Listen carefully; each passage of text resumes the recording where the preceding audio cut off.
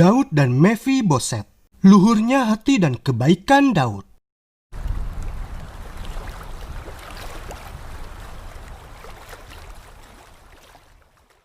Inilah perkataan Raja Daud kepada Mefiboset, yaitu putra Yonatan dan juga adalah cucu dari Raja Saul.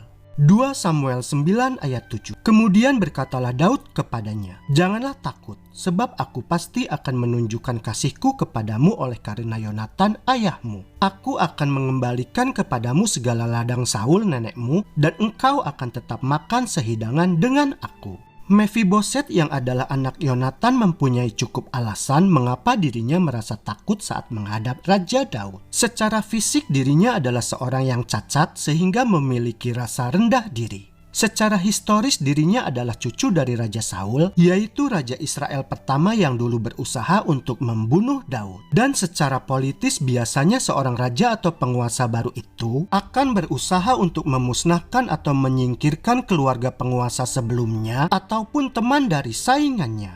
Namun kebiasaan seperti itu sangat berbeda dengan Daud. Daud sama sekali tidak mempunyai perasaan dendam terhadap Saul dan semua keturunannya. Tapi justru Daud malah berusaha untuk mencari dan menemukan keturunan Yonatan agar Daud dapat membalas kebaikannya. Karena dahulu Yonatan ayah Mefiboset adalah sahabat Daud dan membantu Daud untuk melarikan diri dari kejaran Raja Saul yang adalah ayah dan kakek mereka. Rencana Daud bukanlah hanya berupa sebuah rencana saja, tetapi Daud sungguh-sungguh mencari Mefiboset dan memberikan jaminan kepadanya dengan berkata, "Jangan takut." Daud juga memberikan semua ladang milik Saul kepada Mefiboset. Bahkan Daud juga mengundang Mefiboset untuk makan sehidangan dengan Raja Daud beserta dengan anak-anak raja lainnya. Sungguh luar biasa hati Daud. Mefiboset yang cacat serta yang selama ini merasa tidak dihargai oleh orang lain dan juga merasa kesepian sebab dirinya selalu disembunyikan, akhirnya derajat kehidupannya dapat melonjak ke atas dikarenakan Daud ingin membalas jasa orang tuanya yaitu Yonatan. Kata-kata Daud kepada Mefiboset, "Jangan takut." Kata-kata yang diucapkan oleh Daud itu sangat berarti bagi Mefiboset. Hal tersebut dapat terlihat dari reaksi Mefiboset terhadap Raja Daud sebagaimana yang tertulis dalam bunyi ayat berikut ini.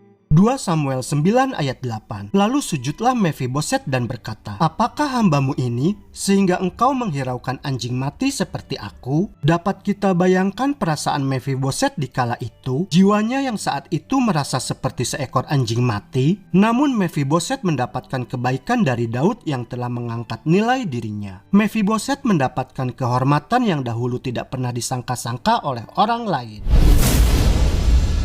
Demikian juga dengan diri kita. Kita semua adalah orang yang tidak berarti sama sekali. Kita bukan hanya seperti anjing mati. Malahan kita adalah debu adanya yang sama sekali tidak berarti. Namun Allah telah memberikan kasih karunia-Nya yang begitu besar kepada kita. Kita yang sama sekali tidak berarti ini kini telah menjadi berarti. Semua itu disebabkan karena Yesus telah rela berkorban untuk kita. Kasih karunia Tuhan tersebut membuat kita menjadi sangat berarti.